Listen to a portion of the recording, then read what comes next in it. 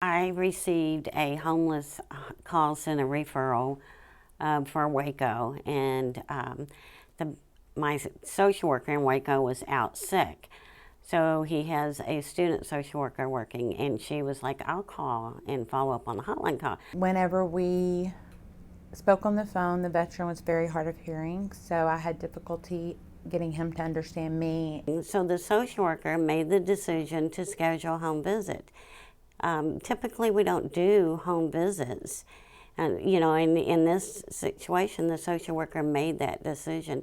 And actually, it was a student social worker. She made an excellent decision.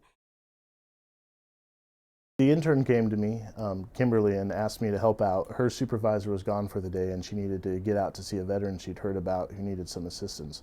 So I went ahead and I cleared my schedule. The veteran had called saying that his house was falling in around him, and when we got there, we realized, in fact, it was falling in around him. In two of the rooms of the house, the kitchen and one of the bedrooms, the ceiling had collapsed. It had been raining that day, and so there were several spots where it was leaking. The refrigerator still had electricity running to it, so that was an immediate danger. Plus, the veteran admitted that he used an electric blanket. We were kind of concerned that maybe there were some gas leaks going on. We realized that the floorboards had holes in them. He didn't have any running water in the house, and so we asked him about whether he had access to water. He had a can of roach spray beside him, and he said that the rats were coming up through the holes in the floorboard. Really, there was only a little walking space and a little gas stove, and so he had a chair sitting in front of the gas stove with a little can of soup down beside him, and that's pretty much where he spent the day, is just kind of sitting there right in front of the stove, especially in the colder weather. Upon hearing this information, we immediately knew that we had to do something. He needed a lot more help than we were able to provide directly, so immediately we told him we'd be back. As soon as they left the veteran's home, she called me to give me an update on his living situation. And in discussion with her and Seth Miller, we all agreed that we didn't want to leave the veteran in that housing situation. She immediately called into action the other social workers. I called Evelyn Trait. She's a transition patient advocate and very knowledgeable in finding resources to help veterans. The supervisor called me and asked me to go with or help procure or any needs that I could for this veteran, and so I called upon the local VFW. I'm a VFW member myself, and so I called one of our chapter presidents, and he was able to go with us. We went to the veteran's house, and the situation was determined that it was unlivable, and so we were able to procure a hotel room for at least one night with VFW donation. Our long-term plan was to place him in either a community residential care program or a medical foster home program because of his age and his housing situation.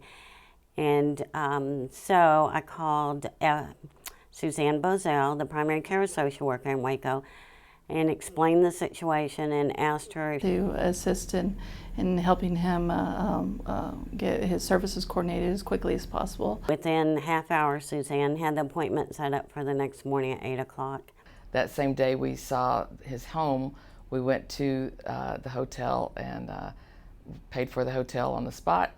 So then that afternoon we were able to go back, pick him up. He had just a little bag and a garment bag that he was bringing with him, and we took him in, got him a night in a motel. Made sure he was comfortable in the hotel room and aware of his surroundings. Got him some food he could use in the microwave there so that he'd have plenty to eat. And we got him settled.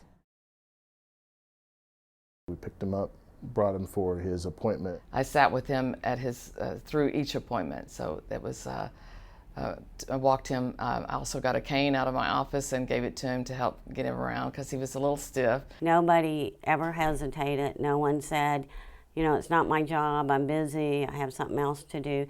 Instead, everybody pulled together and worked as a team for the benefit of the veteran. Suzanne helped with some of the paperwork to pursue either the community residential care program or else medical foster care program.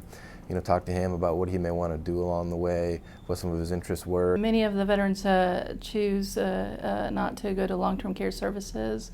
They still want some level of independence, and a medical foster care home is a bridge to a long-term care facility.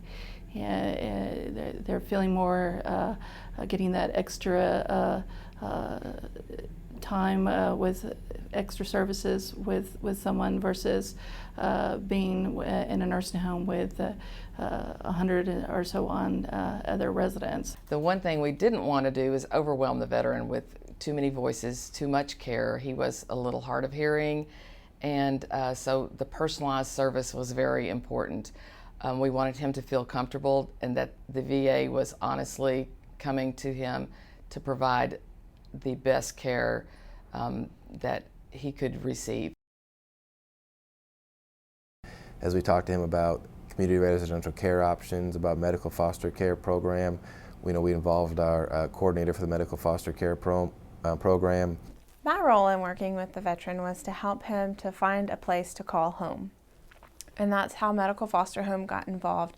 We were able to take him out and give him the opportunity to see the home, meet the caregiver, and decide if that was something that he wanted to be a part of. Meanwhile, my boss, Paula, our HCHV coordinator, was able to arrange with the regional office to help to push through some paperwork because he was receiving a pension from the VA. I contacted the regional office, explained the situation, and within just a few hours, they had confirmed that they were able to raise his pension where he would receive sufficient funds to move into housing. It was kind of a coordination through them, and he made some visits to the medical foster care homes, really seemed to enjoy it. And we actually ended up staying there until 6:30.